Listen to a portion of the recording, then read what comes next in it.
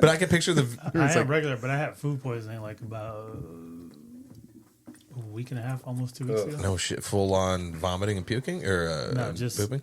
just my Straight pooping. stomach and Home cooking or dining out? no, I went out. I was gonna say, That'll- turn off the- the recording. Home cooking. Like it was the liquids, the liquid poops. That'll put the fear of God into me. I won't go to that restaurant for a while. If I throw up in a place, I won't go there for years, which is often. Oh yeah, I threw up walking out of the Saddleback, the one at the block. Haven't been back since. Oh shit. He was like, Walking out? Nope. Yeah. Damn. Like Immediate. I walked out and I walked right immediately to a planter. Like, oh. Oh, you had to ruin it for me. Did I tell you guys my brunch buffet story?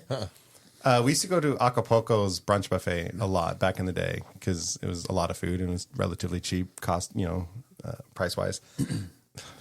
Obvious. Anyway, I've been to that brunch. It was very good. It was really good. They had these little strawberry parfait things, and I ate one. I'm like, oh, that's really good. So I went back and grabbed two because it's a buffet, right? So I'm like eating two, and then like, oh, you guys like them? So I was with quite a few people, so everyone brought me back two.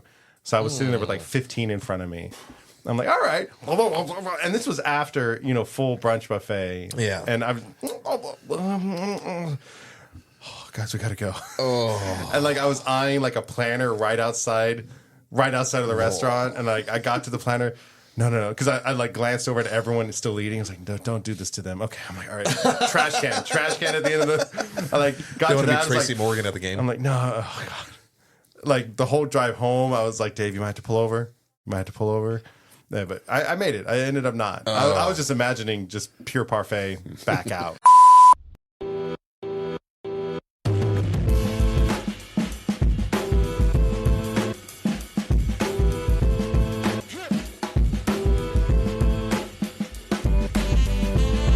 Hey guys, welcome to the Hype Attack Podcast.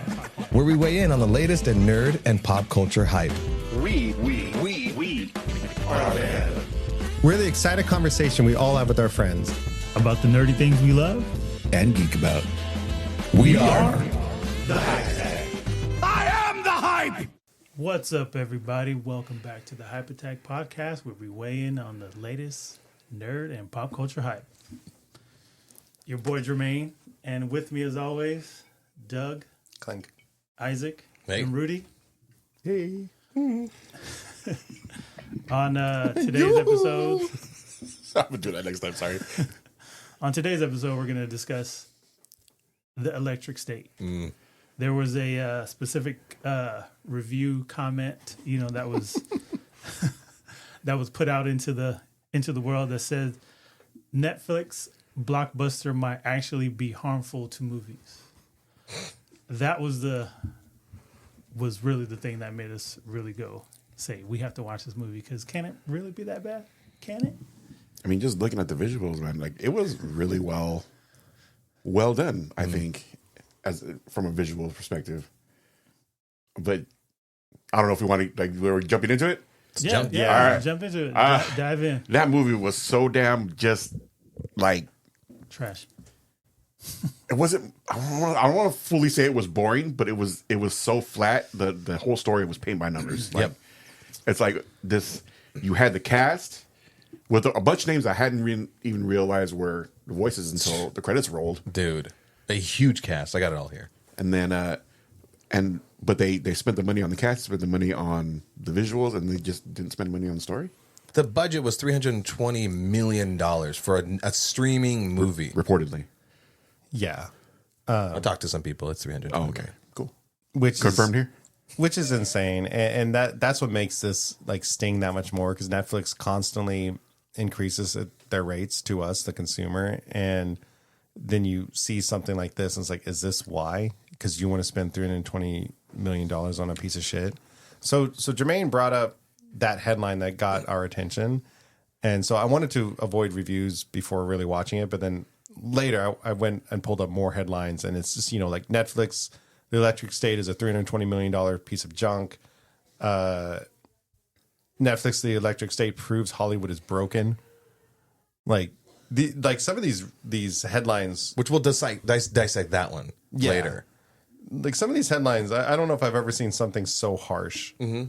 And I'm still going back and forth on whether or not it's justified to be that harsh. But I understand where they're coming from a little bit. It's they're harsh because it's a forgettable movie. Fair. I will tell you this. Fair. I probably won't ever watch it again. And the only reason why I watched it because we decided to talk about it on this podcast. Like I had zero interest in watching it. Even that headline was saying that how trashy it was didn't pique your interest a little bit. No. Because I'm at that point now in my life, like where I want to watch great, good, solid movies. Like it's Use that word again. It's hard for me to watch a movie like this and come out of it with nothing because it was, like nothing in the movie kind of like grabbed me, kind of like really made me care about it. And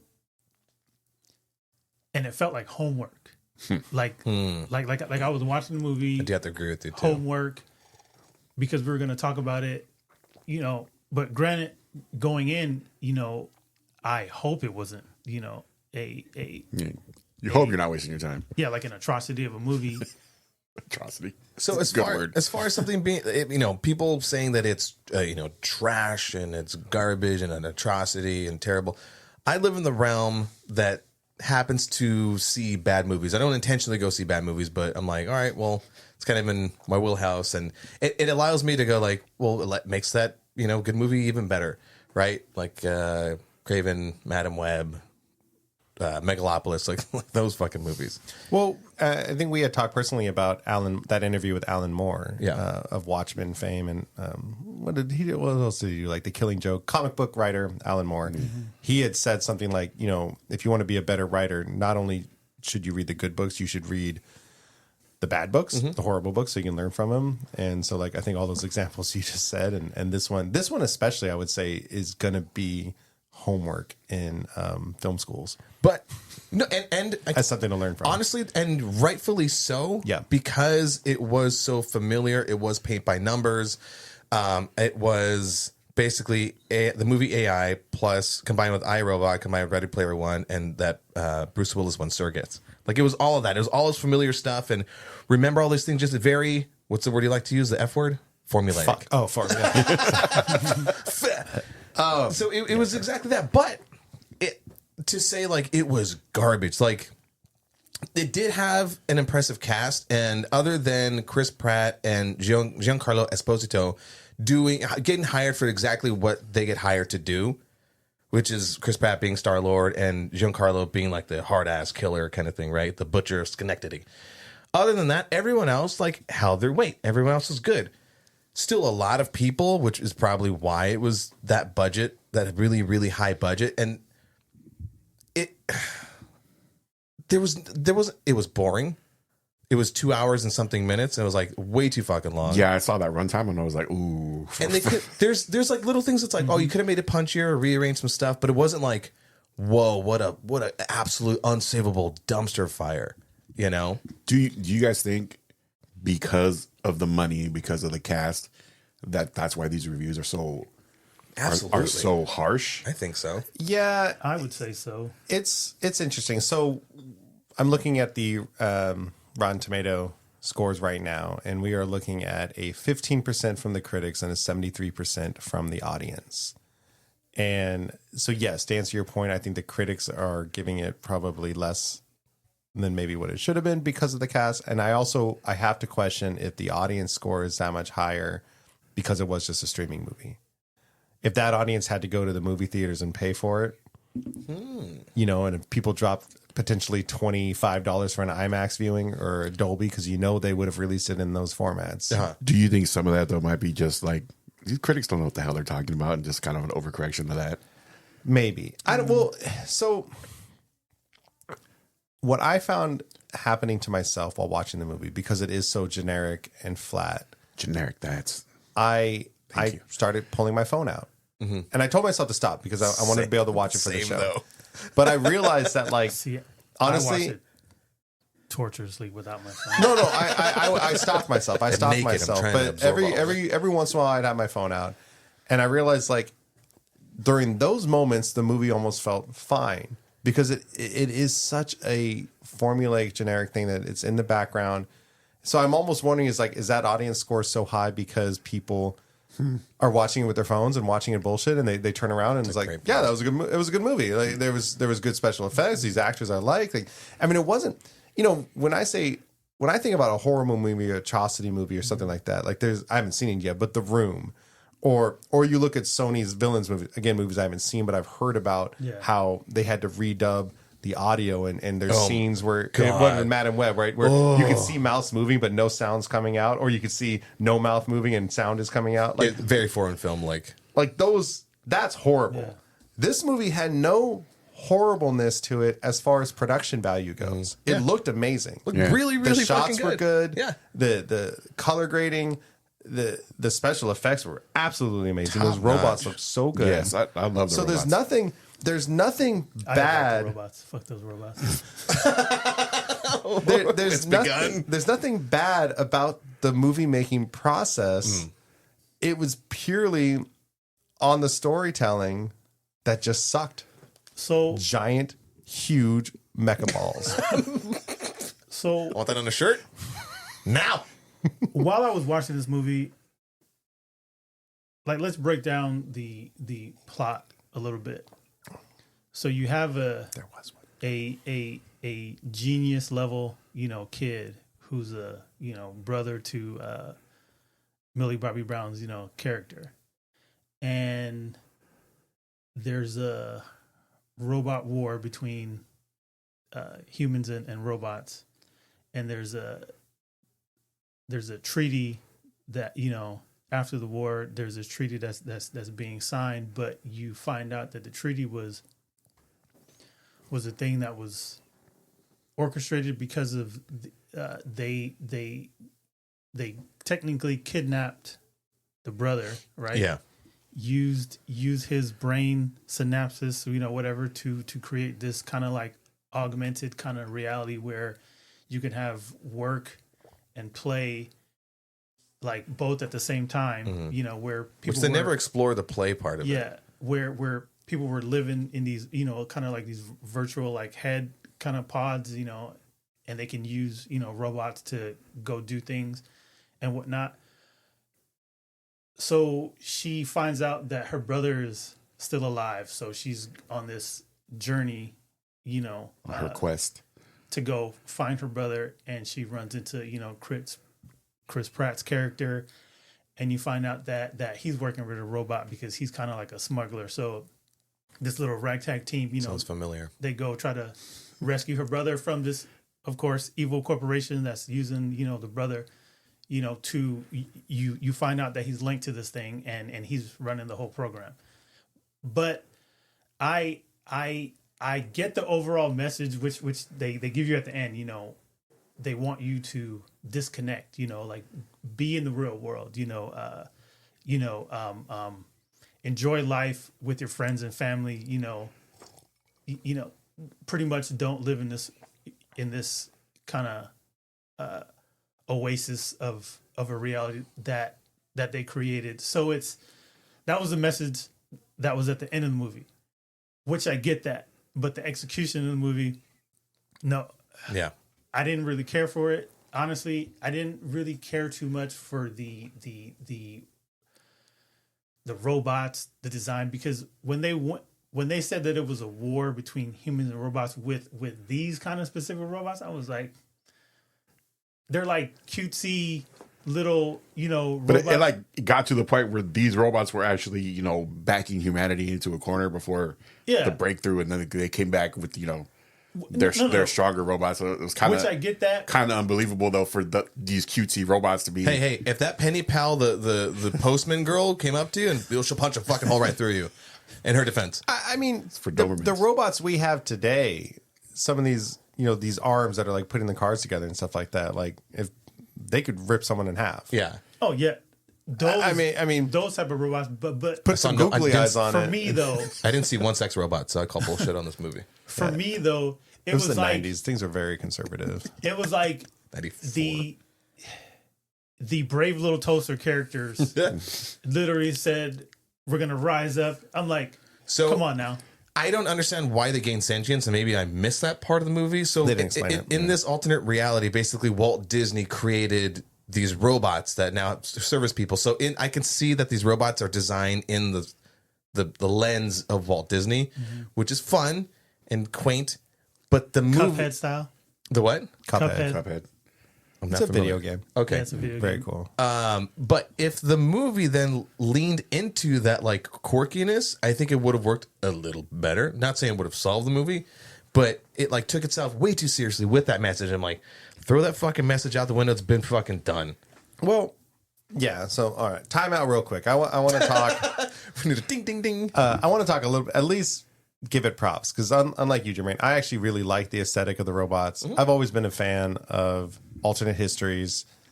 And I thought the robots looked generally kind of cool. They're certainly Agreed. they're not Terminators. They're not like crazy scary robots because they weren't designed to be. And the fact that it was set in the 90s, there was certainly that kind of 90s aesthetic to a lot of the tech. I felt like they might have leaned into the nostalgia a little bit too much. Again, part of the generic formulaic thing. People like nostalgia. Let's do it.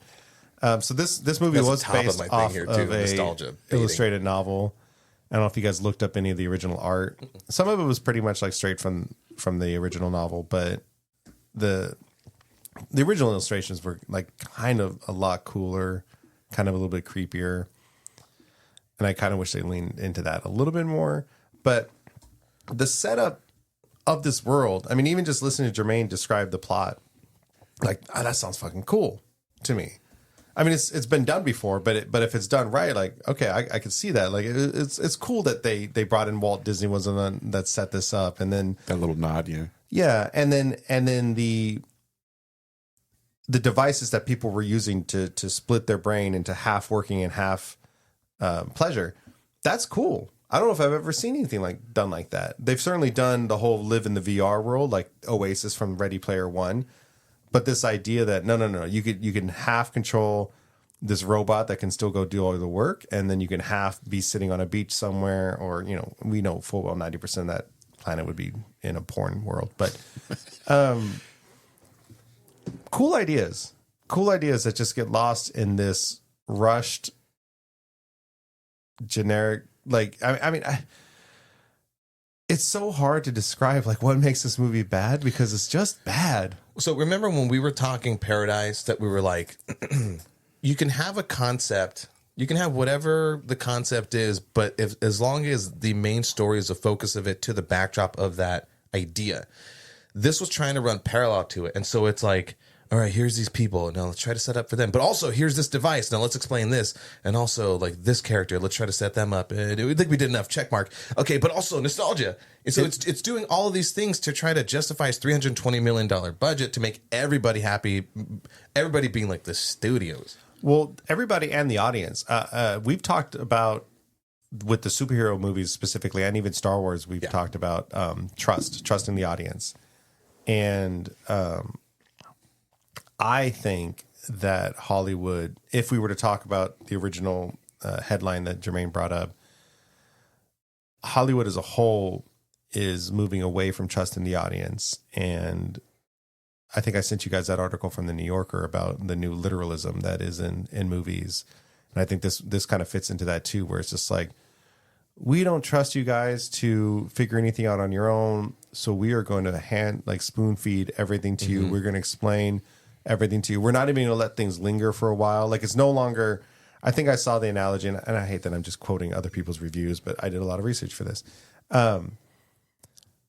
Movies used to be kind of like a magic trick where you'll pick a card and then you do a bunch of things and eventually the card's revealed and it's a big aha. And I've seen people describing this movie as like the dominoes falling, because it would just be like here's a thing, focus on it. And then 2 seconds later, okay, we use the thing. Yeah. Oh, here's we need to find where this person lives. Oh, look, there's an address on this. Or even That was the thing for me. Yeah. It felt too magical, like it was almost scripted. Yeah, exactly. Like there was no effort. to No, any of it. no effort, no detective, no figuring things out. How are we ever going to find this guy? Oh, Chris Pratt rolls up and he goes like finds it immediately. It's so easy, and Like everything was too magical for me. yeah, and we're going to talk about Trapped later. Trapped was the same thing for me. It was it's interesting. These two movies that are not at all related, but they were the two movies that I was forced to watch this week. And they had the same problem. There was just too magical, too easy. Like problems present themselves and are quickly solved. Yeah, it's.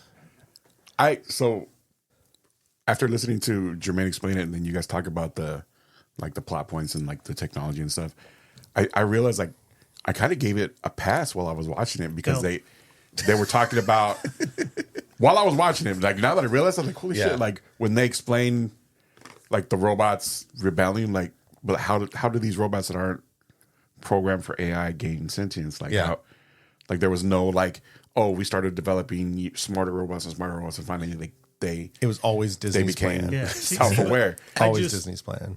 Threw all that stuff out the window, like while I was watching it, with the robots and them getting, sentient and smarter and all that stuff. I just said, whatever. But it was still bad. But go ahead. I chalked it up to like Star Wars because like droids and stuff are kind of sentient, right? Is there a reason for that? I mean, if there's a whole explanation, I imagine you know. No, they're What did I walk into?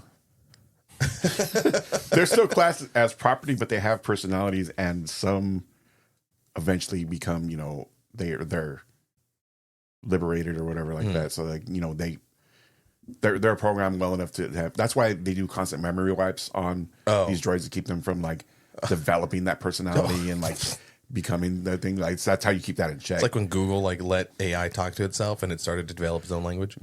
But no, that part that you're talking about where they're basically, the whole expositional monologue intro flashback thingy. As I'm watching, I'm like, okay, we get into this movie, and then it jumps to like, and then there was the war. I go, what'd I miss? I blinked.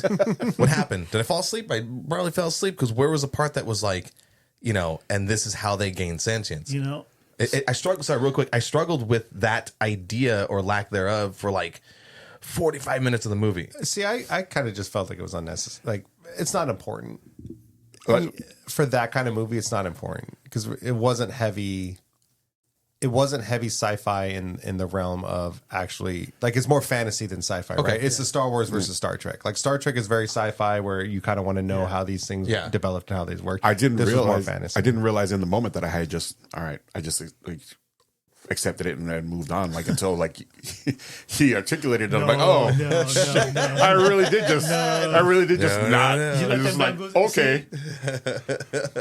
Here's the thing for me. I'm usually that type of person who was like, oh, you guys just skipped over the war. Thank you. I didn't really care. That they skipped over the war. The beginning of the movie kind of, I almost figured it out at the beginning when the brother was taking the Einstein test, and all that stuff. And they're like, oh my God, like you're so smart. Like you passed this test. And the brother was like, oh, they kidnapped Einstein and They stole his brain. I was I was just about to bring that shit up. Like, did anyone else get hit with the? It was pretty mushroom obvious tip though. of- The scientist of was like foreshadowing? measuring his cranium, so they were pretty. But dotted the lines on his head. I got hit with the Iron Man 3 where he had stated all his enemies in the beginning of the movie, and then you found out that those are the same people. But while I was watching this movie, I was like, if they stole his brain. Yeah. Which another thing, like you have sentient, machines. But you don't have the computing power to run a virtual oasis, and it all resides in the mind of a boy genius. He's God sent, Is that the MacGuffin? Is that what they call that? What'd you just do? Triggered the balloons. We all float down. It's over. We're good. We did it. He won his argument. But it really did have like a little bit of the God complex, because when the evil genius guy, whatever the Tooch that created everything, where he brought the butcher into his little Oasis program, where he's standing there on water. He has that kind of complex. Mm-hmm. And then he stated, he's like, he's like, I'm the Father, this is the Son, Yeah. and this is the Holy Ghost. Yeah. So it did have that a little bit of religious aspect, but Very, it wasn't the main very focus. clunky with their themes. Like, here's Well, the very, fucking very much right. Get it? Very much literal. Yeah, like yeah, they yeah. really just don't trust us to. and I think it's. I mean, the question is whether or not Hollywood no longer trusts us, or we as an audience has changed. Obviously, not we. Those of us here at the Hypotech, and hopefully our followers are great. still love movie shitty watchers. movies. Yeah, but I think, and I believe we've talked about it before on our podcast, that audiences, they're not comfortable not knowing something. We talked about, like, with The Acolyte, like, we don't need to go through it again. We've mentioned it 5 or 6 times on this podcast, but In episode 2 of the season 2. we mentioned it. yeah. So I'm almost wondering, like, is Hollywood responding to that, where, like, if some analogy or some metaphor is left unexplained, the audience walks away from it feeling. Some of the audience, the idiots, walk, or not the idiots, the media illiterate members of the audience walk away not understanding something, so they feel like they got gypped or they feel dumb. And so is Hollywood just responding to that and just saying, look, we're not going to leave things unexplained. Like, yes, we put in the metaphor of him having a god complex, walking on water, but we better reinforce say it. it, yeah. We better reinforce The it. guy who like won Best Supporting in The Conclave, Stanley Tucci. Sorry, yeah. you're not in my movie world. That is a movie I do want to watch because I've read some good things. Good writing, great robes. But the thing is, like, with Hollywood, like, you're talking about, like, these big movies, and I honestly, when I see these really massive, high budget, action packed movies, I'm not really expecting a message. It's more of like a bonus if they can land it, but I'm not expecting them to be like, and we rewrote cinema, because there's how many fucking movies that I watched last year? There's a lot of fucking movies. A handful of them I could go like, yeah, this one wasn't literal and was a very lovely cinematic viewing, which is why, like, I do what I do, so that people don't miss these little gems and jewels, because it isn't an Electric State or something that's like starring Anthony Mackie. I think though that the lack of messaging is what's hurting kind of movies these days. Now, this one had its stupid message about disconnecting, which I feel like the reason why I say that's stupid, I'm not saying that that's not important. I think everybody should disconnect and touch grass and be part of the world and look around. But it's such an eye-rolling message when it's done, because it's like generally, oh, you want us to disconnect? We would not be watching this movie if we disconnected. I see stupid artists all That's the why they time. waited for the end of the movie to say Like, it. yeah, but I mean, I see so many artists posting on Facebook and Instagram, like, they're stupid, like, this is what the world looks like, and there's a bunch of people like looking at their phones. It's like, yeah, motherfucker, that's the only reason I'm looking at your art. I would never see your art because it's not that fucking good if it wasn't for this shit. Shut the fuck up. So that's what makes it so eye rolling. And like I said, it's not a message that I think no one needs to fucking hear. We all know, Yeah. right? We're literally addicted at this point. Like, we all know. It's like telling a smoker to stop smoking. Like, fuck off. Buying a pack today. Yeah, at that price. Ooh, in this economy, ay. Anxiety is going to solve itself. I forgot where I was fucking going with that. Sorry. Son of a bitch. Sorry. Roll back. No, The art, and then telling us, all the message behind the movie. Oh yeah. And So thank you.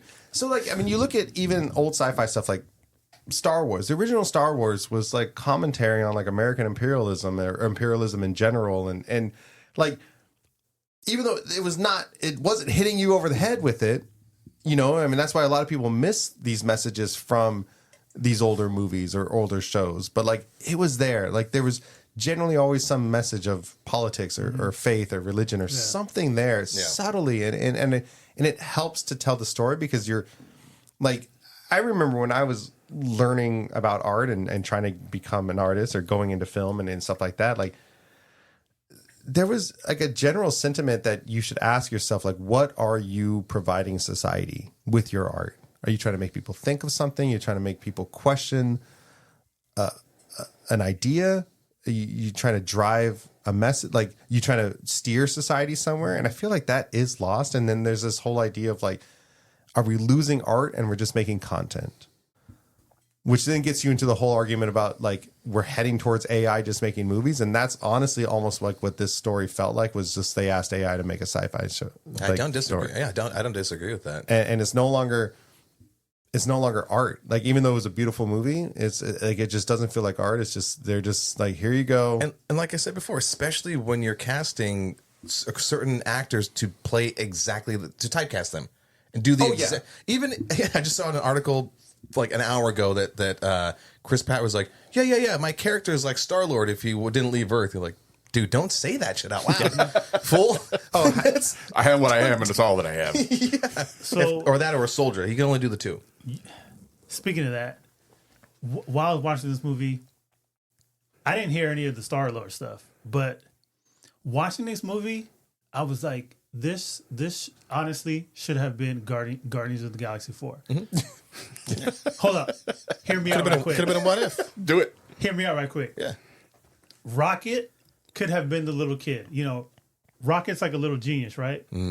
They could have, somebody could have took Rocket to another planet, use his brain to create something. Do you remember with all the Guardians movie how Rocket was like taking, you know, somebody's eyeball or somebody's leg? Like the scavenger. Yeah. In this film. So Rocket, all those little things, he could have been making himself a little robot, and he could have sent that robot to be like, I'm over here. You guys need to come find me, you know. And then you get this, the Guardians got to go rescue, you know, Rocket, because, you know, he's trained. Well, he's trapped, you know, because they're using his genius level of, you know, his mind capacity to help whatever. But I was like, this literally should have been Guardians 4. And what makes that fit even perfectly is the one thing I was like, what is missing from this other than like emotion, a message, a heart, whatever. It's like the fact that this is all in what they call it, the exclusion zone, right? And it felt like I was watching Borderlands. Like, it felt like an off-planet movie. So like I felt no connection to the real world other than when we left it in the first act. It was just that was it. It was gone forever. Yeah. You know, so it didn't feel like an alternate reality anymore. He's like, well, you're just safely contained in this desert. Yeah, it just so many of the elements were there, it just wasn't mixed together well. Did you guys like the Butcher? Like, did you guys like his character? Because there was moments. I have a slight issue with him in the beginning and what he did at the end. You know, when they were kind of raiding the complex, and then he kind of helped them out a little bit, but then he just kind of like sat there and logged off. Because in the beginning, he was like this Terminator-ish, you know, type character. You know, like he was going at everybody with full force. You know, because that's what he does.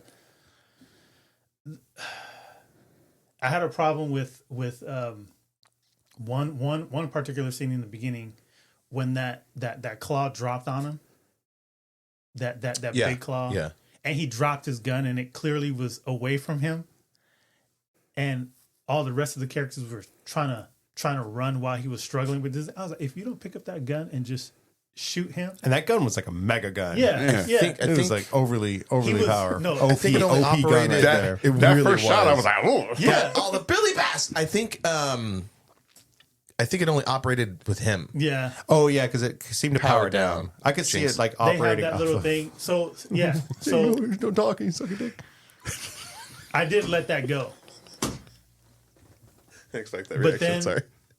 But at the end, when he said, you know, he said, I found a human, you know, that was, man, how did he say it? He said, I found a human that was like less, Less of a person than you guys are. Than a Yeah, robot. that's or No, he something. found a robot. Yeah, that Yeah. was more human than you guys. while the war was going Just on, a peanut. and he just like literally just sat there in his robot form while the evil genius was in that upgraded, you know, battle bot, and he was like kind of laying waste to everything. I was like, if you don't help out in this battle, I was like, bro, you was kind of trash. Like with his morals and all that kind of stuff, and he just sat there and logged off. I was like, The poetic beat right after that is that me. he has his drone aim the gun at his face and just blown to smithereens. Like, you fucked up through the entire war. You could have been helping people. There were actually good robots out there. You dumb fuck. But no, other than that, I like that character. Like, I kind of understood it because it was like, I finally like this. There was the line. I found the line, and my entire life is not a joke, but it's kind of been misspent because I was towing that line a little too closely, and like finally, like I've been proven wrong. So like I can see him like, okay, I'm done. Like I'm old. Yeah. I'm retired. Like I don't need to be in this fight anymore. That And I could see a character like Someone else do that it. justifying all those actions as this is justifiable. Like robots are monsters, humans are great. And then to suddenly find that justification is no longer applicable would be kind of one of those moments of like, okay, well, yeah, line cross, time to sit down. Maybe not ready to help the robots, but Yeah. certainly ready to like stop that fight. like I'm fighting for the wrong side. Yeah. But going back to like, yeah, Chris Pratt playing Star-Lord, and a lot of the jokes even still felt like, I mean, I've said it before, I feel like Guardians of the Galaxy ruined any sort of team up movie, any sort of, I mean, just, Totally agree. yeah. As much as I love the Guardians movies. not Not the second do. one. Not the second one. My nibbles. Fuck that movie. Yeah. This movie, like, I felt like they tried to do some of that same kind of humor. It felt flat. None of it was funny. Millie Bobby Brown, I think she delivered a couple kind of funny moments. Herb, I think Chris Pratt's little robot, I thought his character was kind of funny, and I appreciated the design of him having all these different moments. Really enjoyed that. Yeah, that was super cool. Like, so again, there's super cool things in this, which I think it was distract like the you. Russian doll. Type Yeah. But yeah, I mean, God, like he was Star-Lord for sure. I mean, and then like Millie Bobby Brown was basically like 11 again. She's an orphan. Yeah, and it's the 90s instead of the 80s, but she's grown it. Like, I mean, like she's basically the age that 11 would be in 94. Like, Good point, yeah. I at one point I found myself asking, like, if they had different actors for these characters, would I appreciate it more? And I think I would have. It was everything was just so similar, and then to have two actors that were playing these parts, Right. that were so similar, like so recognizable. It just, See, God damn, that's the thing that getting angry at this. that I could care less about Hollywood. I'm more of like a story person. I could care who is in this movie. Mm-hmm. You don't have to put some A-lister, whatever. And Hollywood always tries to throw these known actors in there to put butts in seats, to make you want to watch this movie. Oh, because the girl from Stranger Things is in it. Oh, Star-Lord, Chris Pratt, all these known faces, regardless of the overall story. Does it feel good? They're still gonna put these people in there because people are gonna go watch it just because of the namesake. A couple of the more to add onto that list of people that I was surprised were cast in this. Obviously, Millie Bobby Brown, Chris Pratt, Anthony Mackie. I didn't know it was his voice. Woody Harrelson. It took me a minute to get Yeah. it. Stanley Tucci was like, "Dude, you got the Tooch for this thing?" Giancarlo's like doing everything. I am bummed out he's not doing more comical roles. He's a funny guy. Kihei Kwan was only in it for the exposition guy. Coleman Domingo pops up in the beat as a drone. Jason Alexander, fucking George Costanza, Hank Azaria was the voice of a robot. Brian Cox was the voice of a robot. Alan Tudyk was the voice of the brothers' robot form, and then Jenny Slate. So like, it's a lot of people that like some of the ones like Jenny Slate helped elevate the comedy because she's a comedian. Which character was she? She was the Penny Pal, the postal. Oh, nice. Yeah. Yeah, the one character that was fun. And she was actually hilarious. But like everyone else for their respective roles, it's more of like, oh, that person. Like I can imagine the trailer because I don't remember the trailer, but I can imagine them just like, names, faces. Are you gonna go watch the movie now and justify a $320 million budget? You know, but they didn't. The second half of that list didn't really like elevate the movie for me because the roles are so fucking small, tiny roles. This whole thing seems like a vanity project just gone haywire with budget. Like this should have been like a $100 million movie, even if even that. Just spend the money on the visuals, and just it seemed just like a hey, all of our friends that we made along the way in Avengers, and new friends that we're making now.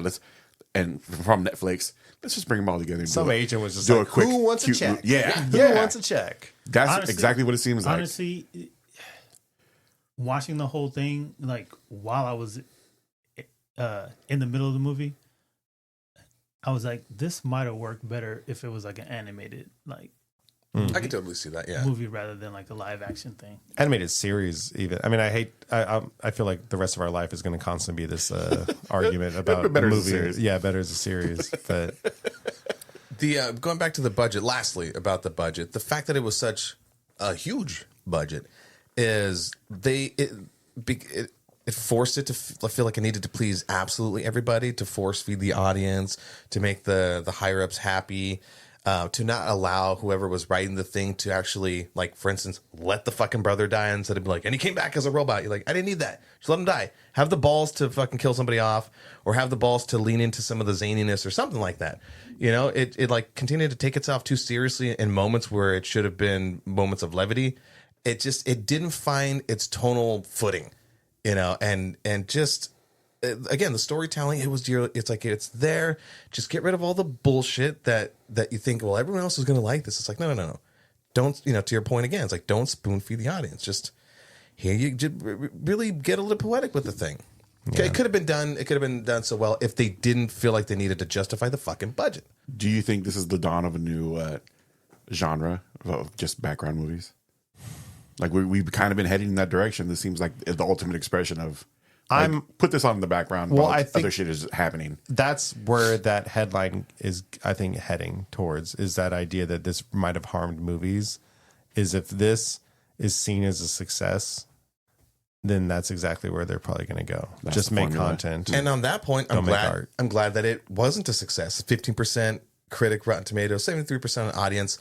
And you've listened to my YHST show where like the audience really differs a lot of times. Because the critics, if something is so formulaic as this, they're going to go, no, we see what we're doing.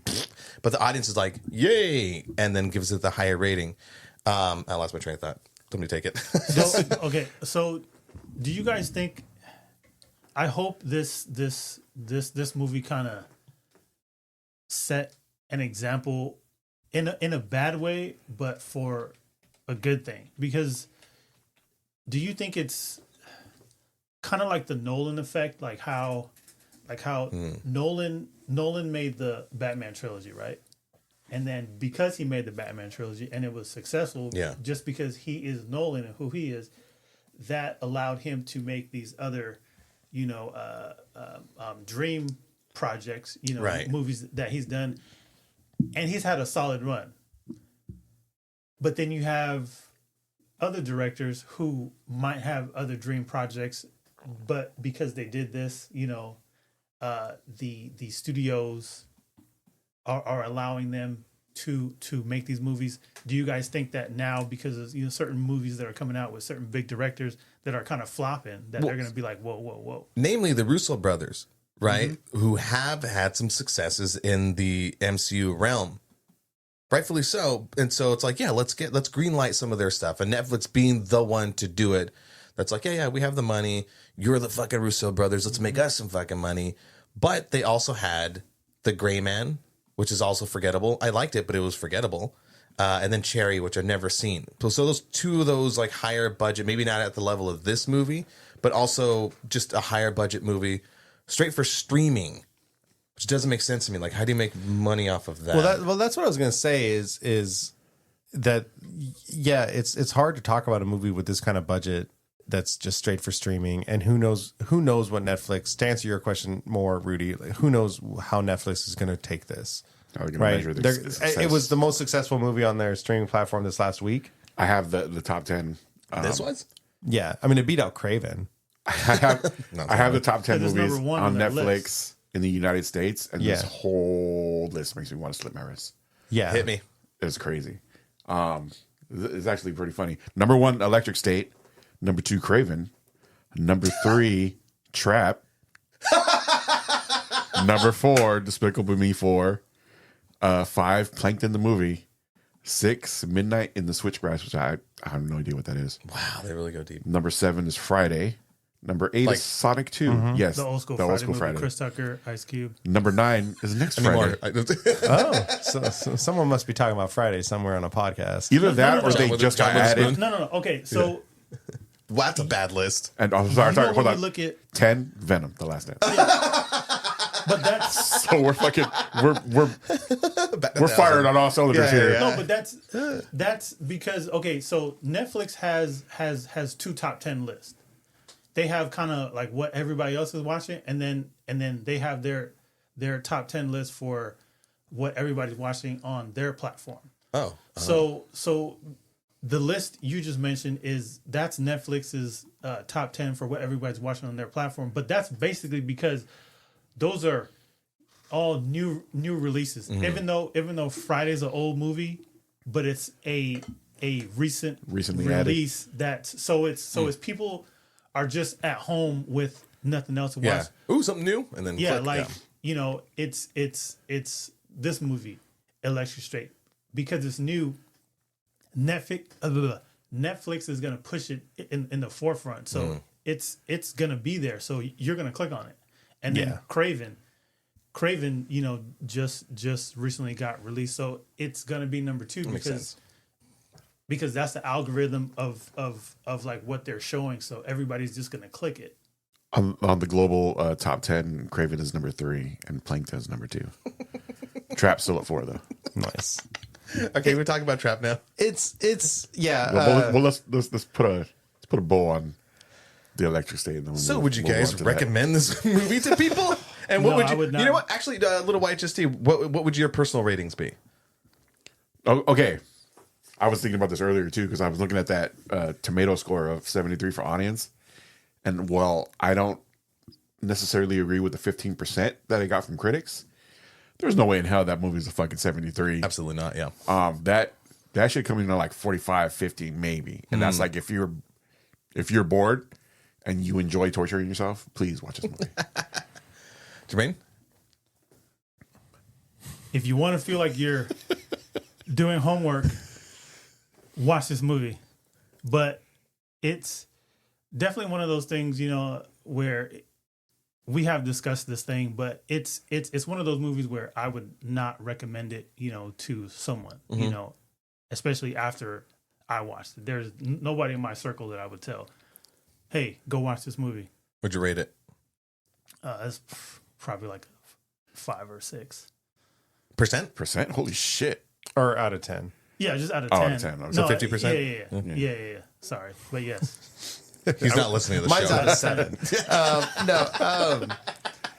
I would tell people there are scenes that might be worth watching if you like that aesthetic. Like I said, that aesthetic is something that is very rare in mainstream stuff.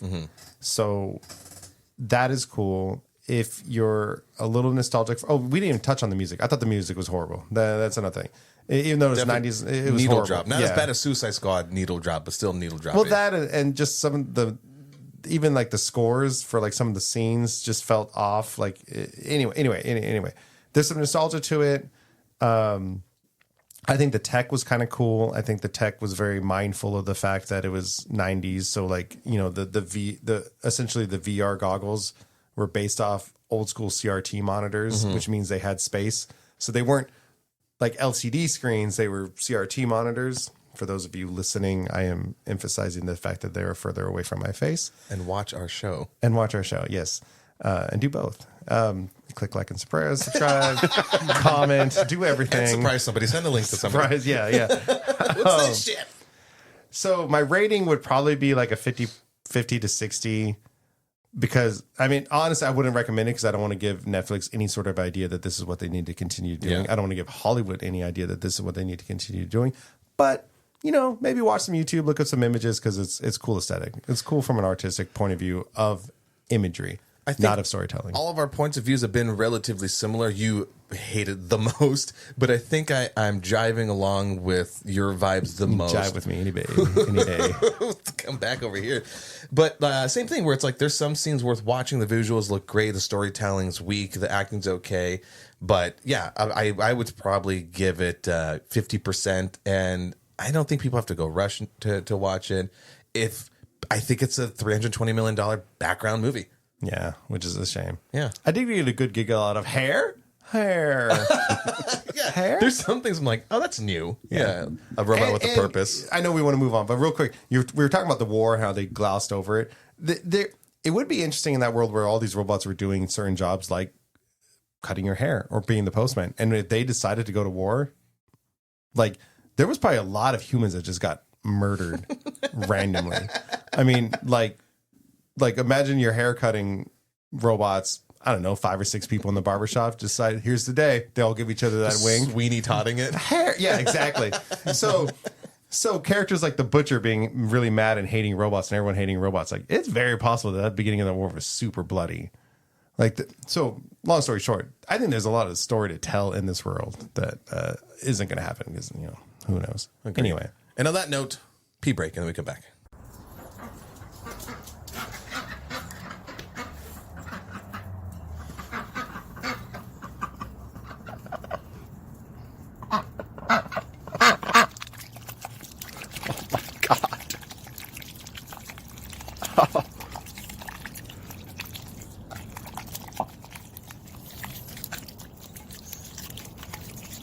And we're back, and we're empty.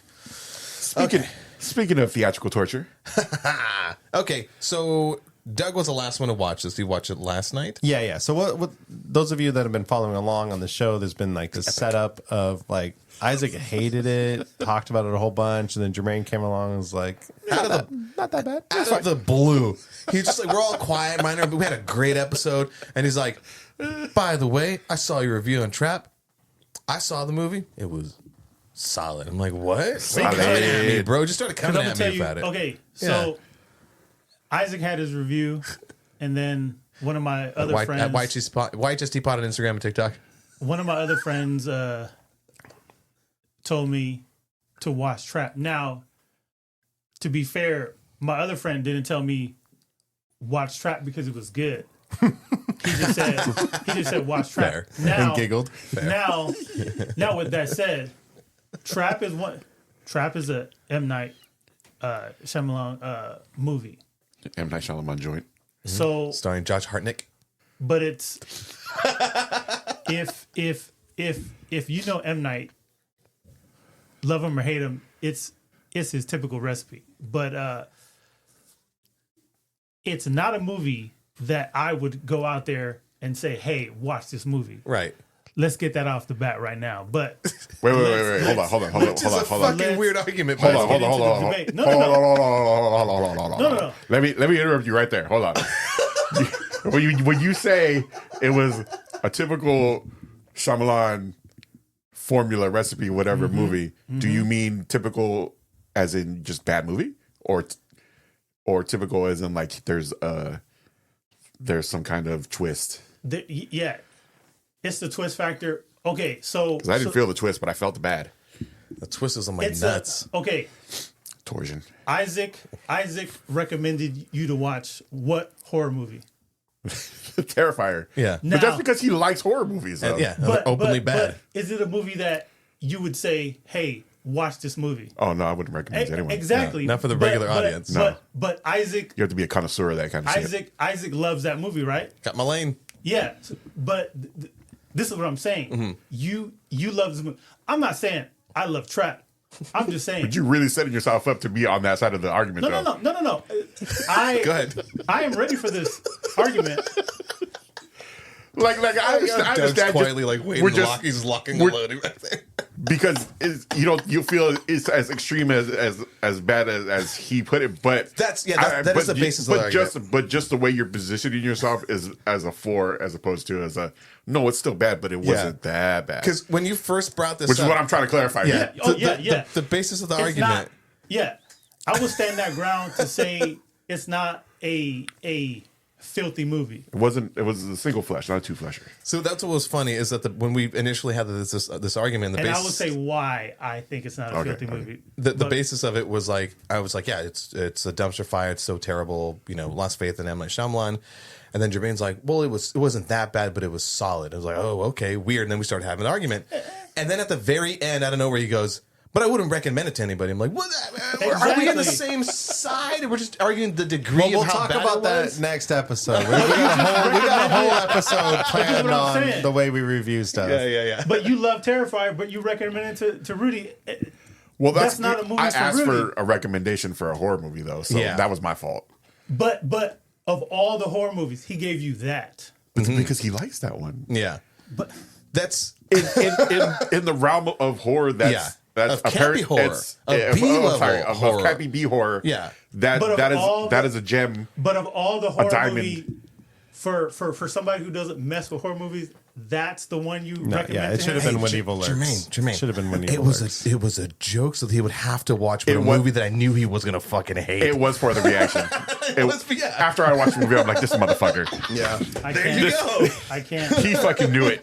He knew it when he said you watch Terrifier. And then my time ass watched 1 and 2. I didn't learn my lesson after the first one, which I should have watched Evil Lurks. Oh, When Evil Lurks? When Evil Lurks, yeah. But I That- actually should have there it watched is, some- there you go. something like that. That one, yeah. So let's dive into it. Okay. But first. No, I mean but first, like this. Yeah, dive into Ass it first. first. Yeah. Well, Okay, we have our views, So but so these two set themselves up, and then the last episode, I chimed in with like it absolutely wasn't the dumpster fire that Isaac says it was. Like I did not find myself. per Rudy's fantasy, he wanted to sit perfectly between me and Jermaine. I did not. I did not hate it. Like I did not find myself like. Ugh. There were certain aspects of it where I was like, but like on the whole, I'm like, okay, that was a movie. That being said, Doug hadn't seen it, so now Doug comes to us with his fresh perspective. Drum roll, please. And I am absolutely on the edge of my seat for this one. Thank God. I wasn't anticipating like to have to deliver a Spotlight. liner here.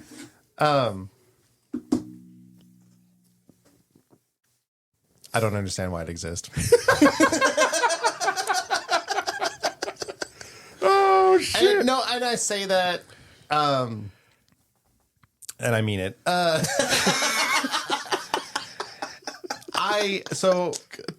While watching it, at first I was mad that I already knew the setup, right? Yeah. Like, because why is there all this security? Like they're doing such a good job of like him figuring it out. But anyone that knew the setup of the movie, anyone that watched the trailer, already knew that he was the butcher. He was the bad guy that they were trying to trap.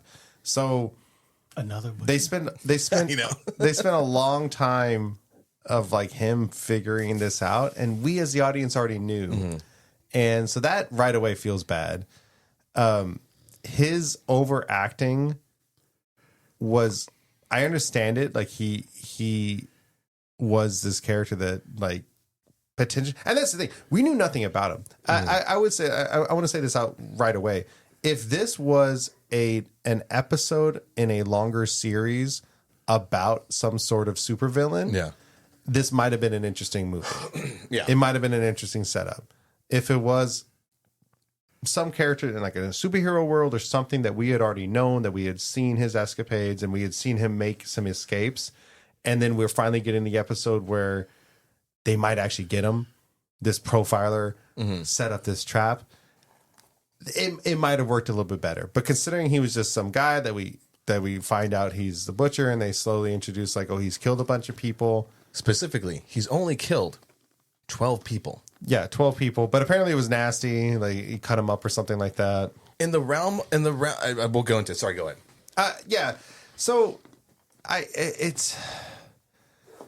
I don't know. I mean, there's very it had potential to be a really interesting story and movie, and it just didn't. There was too much concert stuff.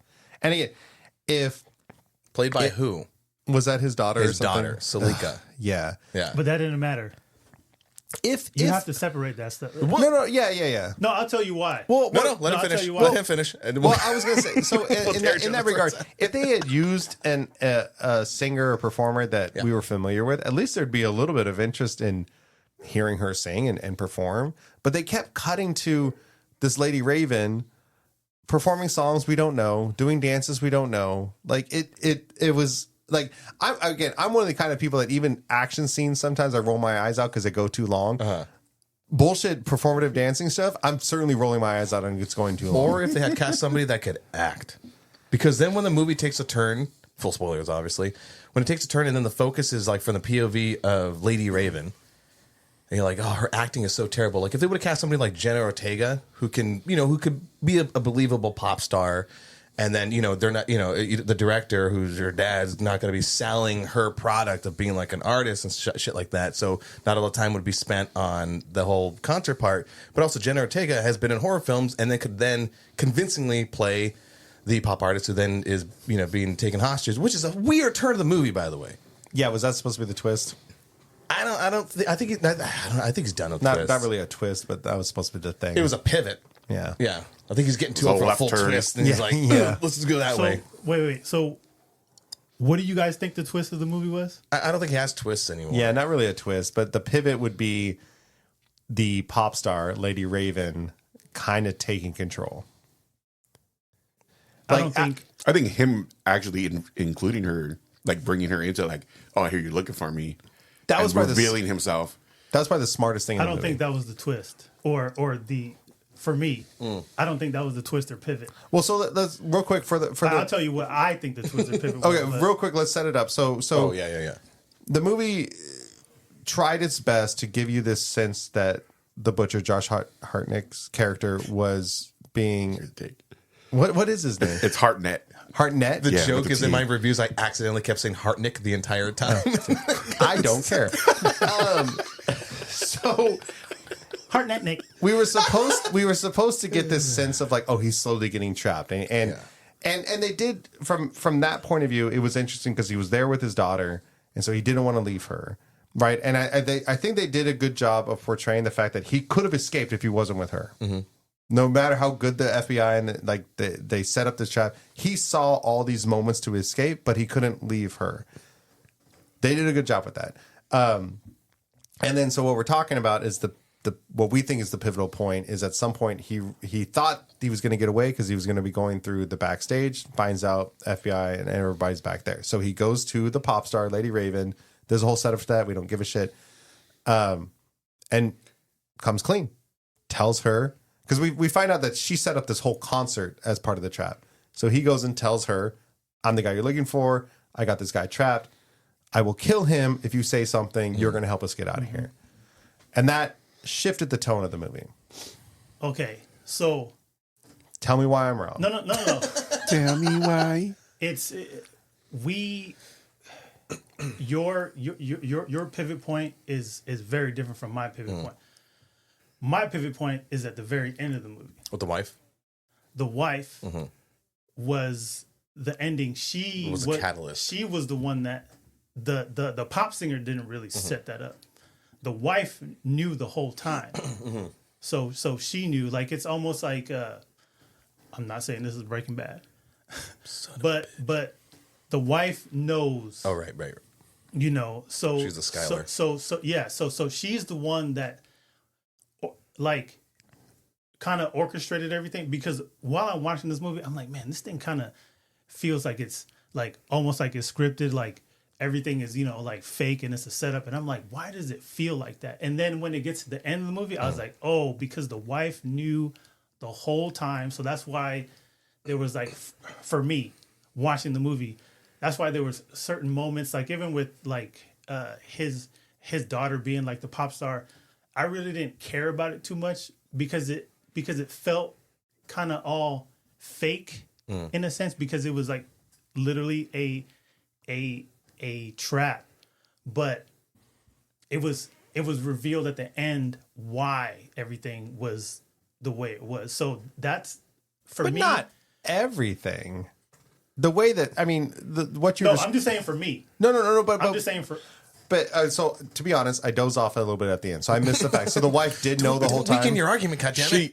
Hold strong. The way she portrays it is like she put the clues together, and then she leaked information to the authorities that would lead to him being being arrested. But She it found was more of a like I'm hoping like it's not you, and that the police are going to prove that's not you. she found the evidence from one of his other houses that he Okay. had, and then yeah. So, Okay, so I do therefore, remember that. So my pivot point, the twist was at the very end. So when I got to the end, I like how your mind does go through like the whole movie, like I was sitting there like, okay, so she knew the whole time. So that's kind of why this movie kind of felt for me that way. So that's the only reason why I would give the movie a pass, because of the kind of like scripted layout of just how we were talking about with the Electric State, kind of how everything was just magical. I mean, okay, up to that point maybe, but like the way Lady Raven is supposed to be portrayed as like a Taylor Swift kind of pop icon. But it was it was only because the daughter liked.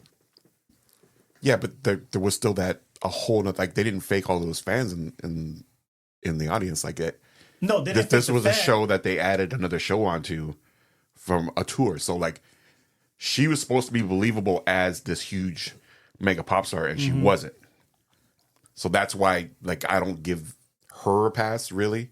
She did have wooden acting. I don't think it was movie breaking terrible. Yeah, but it didn't break me out of it. Yeah, but she was totally.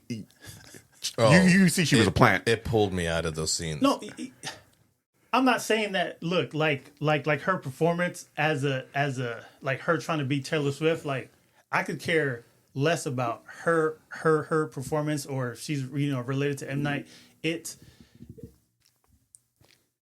The whole movie to me felt like it was like legit, like like scripted. Like even when he went to the guy that was selling the Merch. Yeah. the merchant, he was like, oh, I'm not supposed to. I'm like, oh, this is that typical guy who kind of Yeah, but he wasn't.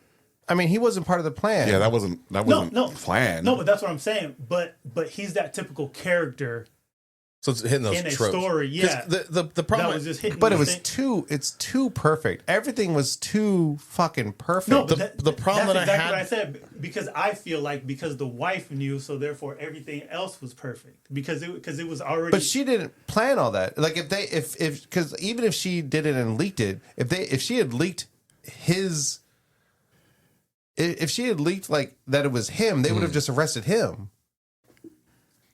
Because If that guy was part of the plan and he was playing with him, she just leaked evidence no. that I get what you're saying, but here's everything that we know Yeah. without telling Yes. them who it was. I know they're still looking for him, but we as an audience already know that it's him. But we do, I'm but just- they don't. Yeah, we know, but they don't. But like I was saying, I just said, my pivot point was just the wife finding out that she had a hunch. Yeah. So therefore, all this stuff was orchestrated. That's a rightful. Yeah, it's a justified twist. I'm not saying that. That's that, fine, but that doesn't wave away the rest of the movie. So my hugest. May I? Yeah. my hugest Please. problem. Go ahead. Wait, I'm sorry. Do you have any Grey Poupon? I have the cream of some yum guy. So my biggest problem with the movie was how elaborate this trap was. Right? It was Don't get me started on that It shit. was airtight, and I was like, "Damn, that means he's gonna Houdini his way out of this." And then it fell on dumb employees, merch people, and everything, because there's not only like the already established CCTV, but the additional stuff, and then for whatever reason having like a cop at every column. I was like, that's not necessary. So obviously, meaning technology and like physical eyes, are no blind spots. There's no fucking way he's going to get away with this. And the way that they're picking off, they'd be like, "Oh, sir, you fall within this range," and they take him back and question him, and he sees it happening, and you're like, "Oh, he's totally going to get picked up. There's no way out of this." And the whole movie, it's like it's a trap. So I'm thinking, all right. And then once they left the venue, and the whole Lady Raven thing, whatever.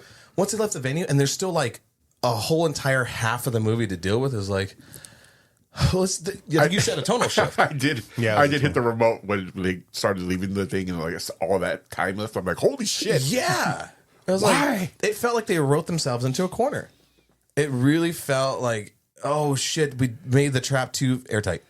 All right, let's have just dumb people. I mean, they even had like code words and all this other stuff. And like, well, he's not I wanted him to be like a smart guy. Maybe at the Dexter level, kind of, intellect, hack or something. Something to justify him being able to actually escape. I think he was, and again, that's where the daughter comes in. I think he kind of was at that smart, but we didn't get to see it because he had the burden of the daughter. He was smart to take the radio. If Yeah, I- like he we has saw moments. all those He had things. moments, Yeah. like he had moments. He was eyeing. I'm sorry. They do portray him as that smart, but it's very clunky the way they kind of show it and the way they I would have. They He's lay in it a out. position like I'm about to mess up his name because Josh Harddick.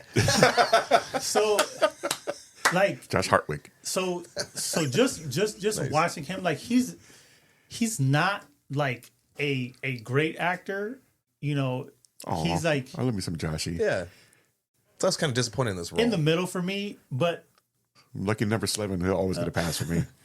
oh, that's my movie with him in it. But for him being a killer, a dad, and he has his daughter there, and he's trying to like figure out, like what's going on. Just his like little monologue that he has to himself, or him trying to like, hey, like what's going on between us, blah blah blah. Hey, guy. It's very What's with Boy all- Scout, it's just one yeah. of those- What's with all Yeah, the security? like- Can you like- tell me? What threw me off is like I very much like in the Dexter realm where Dexter Morgan, the blood splatter guy, to everyone else is like, hey everyone, here's some donuts and key lime pie. But then once he's by himself, he's like, the mask has slipped. But then Hartnett, Dark Rider. yeah, the dark passenger. But Hartnett, like when he's able to kind of reveal himself, he's still like, oh boy, how am I going to get out of the situation? It's like, oh, that was a bit of a misstep as far as and whoever's choice that was. If that was his. Come on, Joshy boy. But just the way everything's going, I'm like, that's totally fucking Shyamalan. I'm going to blame Shyamalan for that one. Can I make one point real quick? You may. I wish I had sat Rachel down to watch this because just the sheer implausibility of the manpower needed to police a concert of that size. What the fuck? To seal off a concert of that, to have police constantly roaming and checking people, like no fucking way. No, at all. Like, Yeah, I forgot what city it was supposed to be, but huge. Shit, I forget too. But I completely had like to just take that out of my head and put it over here because there was no way I could accept the rest of the movie if I focused on that. I thought like, I forgot his name, but it felt like a Naked Gun movie. Or felt like what's his face was going to pop out. Leslie Nielsen? Leslie Nielsen. I'm like, that's what it feels like. It was so comical, which just kept adding and adding and adding. I'm like, oh boy. Every time they would like take someone out of the seat and run to the back, I'd be like, you know how much money that man is going to make when he sues everyone for making them miss like this huge concert and like true. like the profiling, like just all that, all those human rights violations, that Which is due why- process violations. Are like, why? Which is why, and I know it's an arbitrary number, but like there are current serial killers, actual real life serial killers that have a higher body count than 12. Dude, Alba goes, make it a baker's dozen, like 12. Dude, Alba goes, 12. And they have all this fucking manpower, like as if it would be different if he was like targeting political figures and shit like that. But it's just like regular people. And- yeah, sure, he's torturing. And we had like the actual BTK killer, but whatever. Along the lines of concert logistics, like the idea of let's set up this trap of a concert, it's like there's no guarantee he's going to get the fucking tickets. Like in today's world of like ticket lotteries and like crashing websites and stuff like that. It was because they found the receipt for Yeah, it tickets was- purchased. Yeah, that's right. Yes. Which is why they decided what to set they it up found. at the concert. That's what No, found. they said that they set up the whole concert as a trap. They Oh, like so- she did a special afternoon concert because you remember I think the daughter had said something like they were sold out, like I can't believe she's doing this extra concert. They had said that like this whole thing was like somehow they knew that he won. Yeah, you know, need to Google See, what now, that now I they don't remember that shit. contradicted themselves. So yeah, they absolutely. contradicted themselves. If they actually said that, because I don't remember that. If they actually said that they staged the concert specifically to catch him, and then the whole premise is the wife gave evidence And they found the receipts that he had a ticket to this concert. So straight up contradicted themselves in the movie. Because I think the crazy merch Fuck guys. you, M. Night. We see you. Yeah.